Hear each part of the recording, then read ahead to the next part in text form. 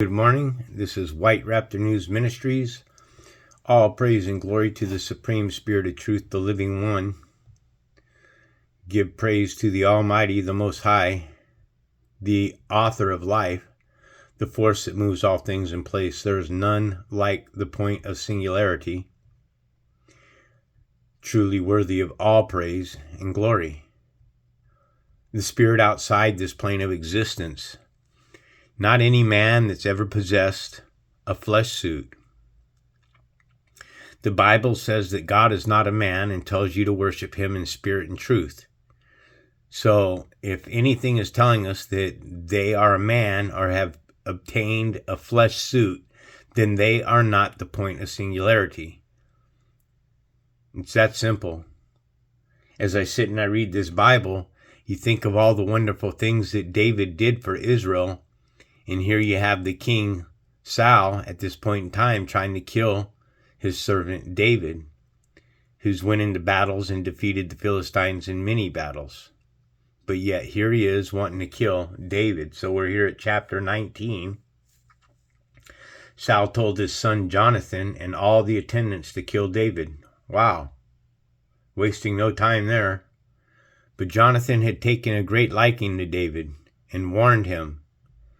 So now Jonathan has went against King Saul. Conspiracy, treachery, betrayal, backstabbing, downcast face. It's a continual thing that Israelite men tend to hate Israelite men, and an Israelite woman can't stand their own men. It just seems that way to me. I mean, look at how depraved this nation is.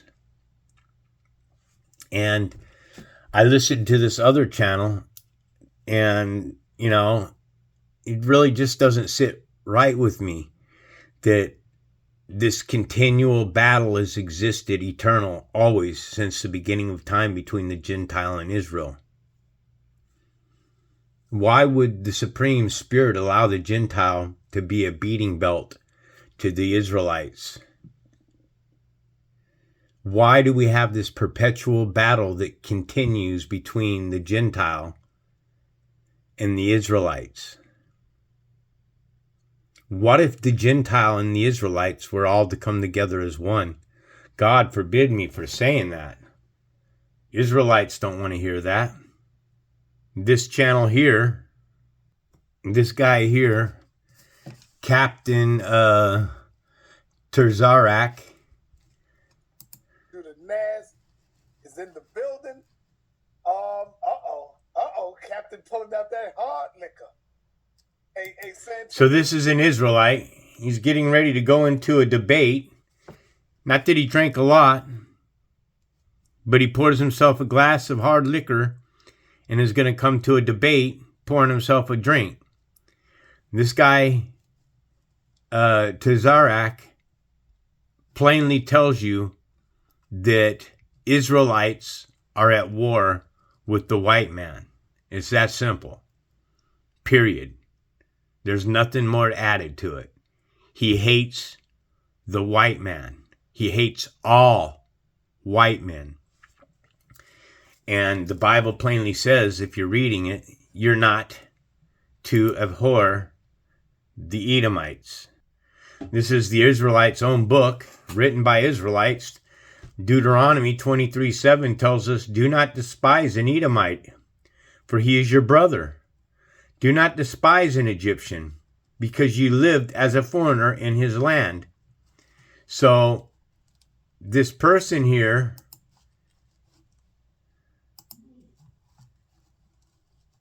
is going against his own book when he says that the Israelite man is at war with the Edomites. Okay, not all of us hate Israel. So to make a general statement like that, a blanket statement that all white men are evil and I'm at war with all white men, is a pretty shameful thing to say. Let me show you something else. These are all men of God now. Look at the Uzi in his belt line. Come on, folks. Do these seem like spirited men singing about bitches and hoes and all that shit? Come on, really? You'd accept this as an Israelite, as an instructor? Somebody to teach you properly? You know? I thought Israel is supposed to be all about love. I know that their God, Yahweh, is a man of war. It plainly says so. Exodus chapter 15, verse 3, Bible Hub. So if their God is a God of war, then maybe that's why there's so much freaking war, that perpetual war that takes place. This is a God of war. Can't be a God of love if it's a God of war. You know, it's enslaved its own people. The Lord is a man of war. The Lord is what? It's a man. Okay? Doesn't say that the Lord is a spirit of war. The Lord is his name. And then you have Yahweh here as a man of war. And Yahweh is the God of Israel. This channel here. Now, we're going to address not denied my name. What is his name? Okay.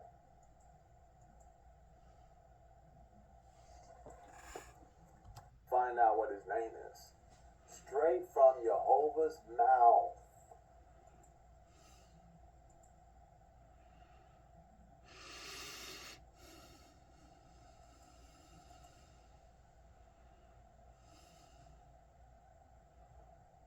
From the mouth of Gabriel, who sent the message from Jehovah's mouth. Verse 31, and behold, you shall conceive, or you have conceived, in your womb, and bring forth a son, and you shall call his name, is it Jesus? Those of you who think it is, you're wrong. It is Yehoshua. It is Yehoshua. Look at the spelling now, Yehoshua.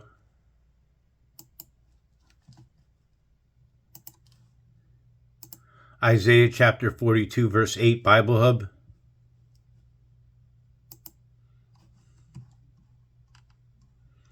I am the Lord. What does that say right there? It says Yahweh, God of Israel. And then you have Jehovah right here, what he's showing you. So you have two different names here. Why are there two different names if this is all the house of Israel?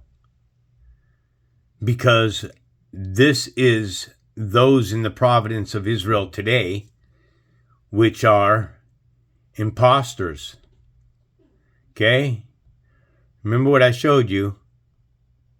This man here, I'm not saying that he's a bad person or anything, but I'm saying that those that are in the providence of Israel today are imposters. Well, why would I make such a claim? Jeremiah chapter 14, verse 2, Bible Hub. We're going to pop over here to King James Bible that says, Judas mourneth, and the gates thereof languish. They are black. There's no mistake that the children of Israel are black unto the ground, and the cries go up to Jerusalem. Songs of Solomon chapter 1, verse 5 shows us, I am dark. Dark means black. Okay? I am dark yet lovely, O daughters of Jerusalem, like the tents of Kedar, like the curtains of Solomon. I am black, like the curtains of Solomon. You see that? Those curtains are black. I am black, like the tents of Kedar. Here, the black like the tents of Kedar.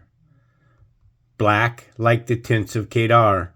Black like the tents of Kedar.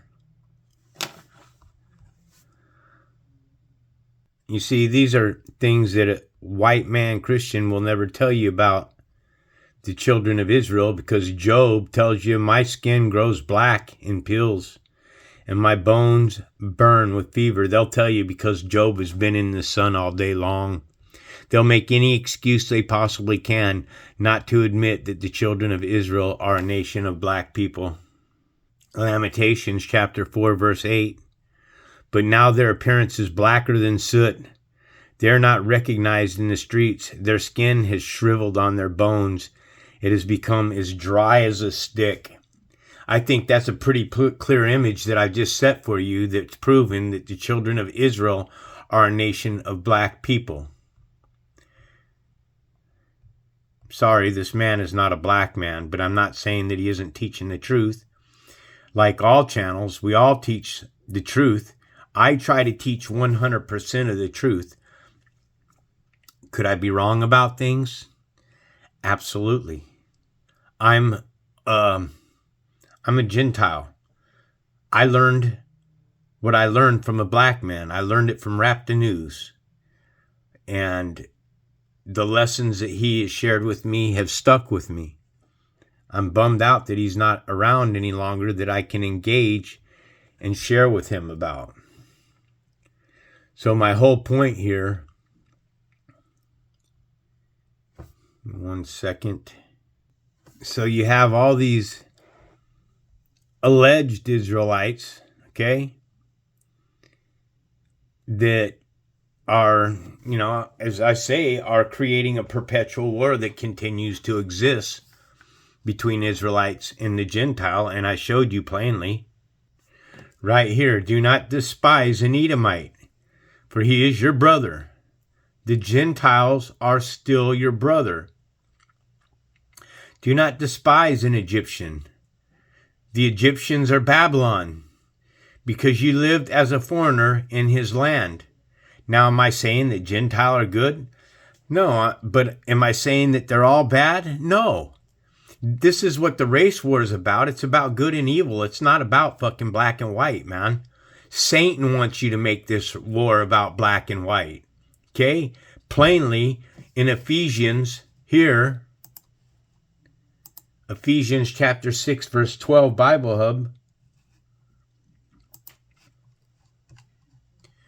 For our struggles is not against the flesh and blood, folks. Flesh and blood is color.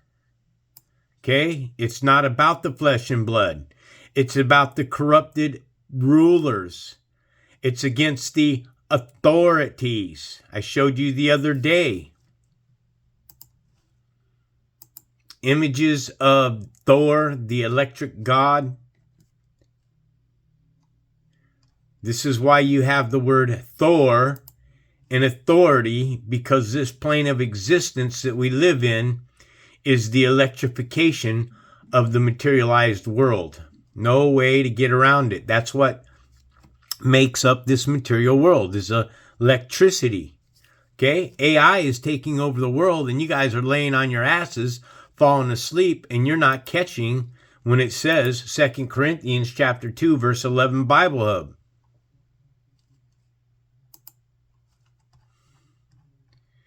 In order that Satan should not outwit us, over here to King James Bible, for we're not ignorant of his devices. The devices are AI, folks. You can't watch anything anymore without some lame-ass fucking AI commercial coming on and something talking to you like it's on a green screen. I can see the difference. It's not humans that are talking to you in half these videos. This is why I keep telling everybody to boycott any AI video that you hear. The minute you start hearing an AI voice, shut that fucking thing down and stop listening to it. It's a fucking ran by the demon. It's ran by Satan. Satan has an advantage over you if you're listening to AI. AI is programmed to lie. Don't you get that? Say it with me. AI is programmed to lie. It's that simple. Back to the lesson. But Jonathan had taken a great liking to David and warned him, "My father Saul is looking for a chance to kill you. Be on your guard tomorrow morning. Go into hiding and stay there. I will go out and stand with my father in the field where you are. I'll speak to him about you and will tell you what I find out. So clearly Saul's a rotten piece of shit if he's got his own son that's going against him, wouldn't you say? Jonathan spoke well of David to Saul, his father, and said to him, let not the king do wrong to his servant David. He has not wronged you, and what he has done has benefited you greatly. He took his life in his hand when he killed the Philistine. The Lord won a great victory for all Israel, and you saw it and were glad. Why then would you do wrong to an innocent man like David by killing him for no reason? Saul listened to Jonathan and took this oath. As surely as the Lord lives, David will not be put to death. So Jonathan called David and told him the whole conversation. He brought him to Saul, and David was with Saul as before. But the last chapter said that he was against David for the rest of his life. So this is what I mean about contradictions, folks. Right here, when Saul realized that the Lord was with David and that his daughter Michal loved David, Saul became still more afraid of him, and he remained his enemy the rest of his days. That's a complete contradiction, what I just read to you. At 7 here, so Jonathan called David and told him the whole conversation. He brought him to Saul, and David was with Saul as before. Well, hold on, man. I just showed you that Saul was against David for the rest of his days. This is why you have to read the Bible. Discernment is needed when reading the Bible. If you're just reading the Bible and you see these things and you're like, well, that doesn't really make sense. There's a reason why it doesn't make sense. It's because it's been hijacked. It's been changed. Right here, Matthew chapter 7:6 tells us, do not give dogs what is holy. Do not give Gentile what is holy. Do not throw your pearls before the pigs. The Gentile, the swine, the hogs. Yes, that's what it says, but these are metaphors. If you do, they may trample them under their feet and then turn and tear you to pieces. You know that a pig, you throw a human body cut up in pieces in a pig pen, those pigs will consume that dead body within freaking 45 minutes. I wonder how many people on this plane of this existence here have been destroyed by being fed to pigs. It's another reason why you're not supposed to eat pork, because you never know what's been fed to them. Okay, there's reasons why these laws are in effect and why the Supreme Spirit is using other gods, us, mankind, and Gentile, and Hebrew, and Israelite. He used everything that exists as to the glory of God. Some people don't even believe that good and evil exist. Well, I believe in good and evil. If you believe that evil doesn't exist, then you're a person that can go out and rape somebody and clearly have no problems at all with that. Back to the lesson. Once more war broke out, and David went out and fought the Philistines. He struck them with such force that they fled before him. But an evil spirit from the Lord came on Saul once again as he was sitting in his house with his spear in his hand. While David was playing the lyre, Saul tried to pin him to the wall with his spear once again, but David eluded him as Saul drove the spear into the wall. That night, David made good his escape. Saul seems to be a pretty rotten piece of shit. I wonder if that falls in line with this here. Isaiah chapter 45, verse 7, Bible Hub.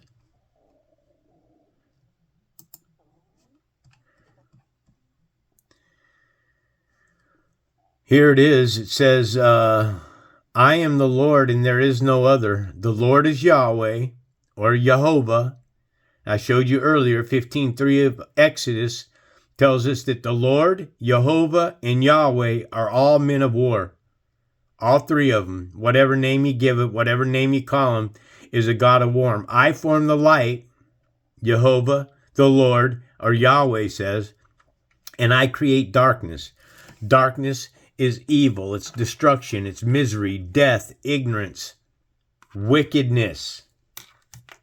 I bring prosperity, and I create calamity. I, the Lord, Yahweh, Jehovah, do all these things. That's why Saul sent men to David's house to watch it and to kill him in the morning. But Micah, David's wife, warned him, if you don't run for your life tonight, tomorrow you'll be killed. So Micah let David down through a window, and he fled and escaped.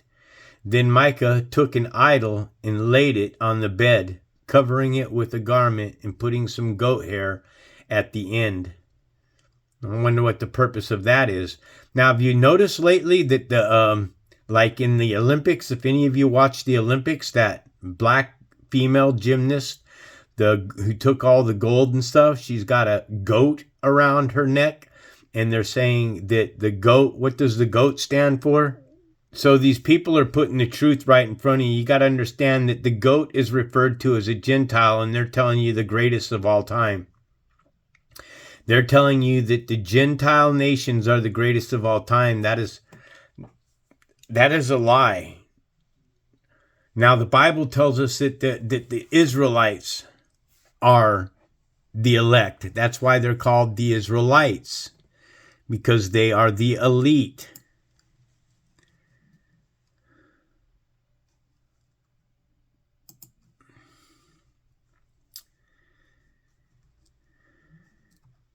So goat doesn't mean the greatest of all time. Goat is a reference to Gentile, as the children of Israel is a reference to sheep.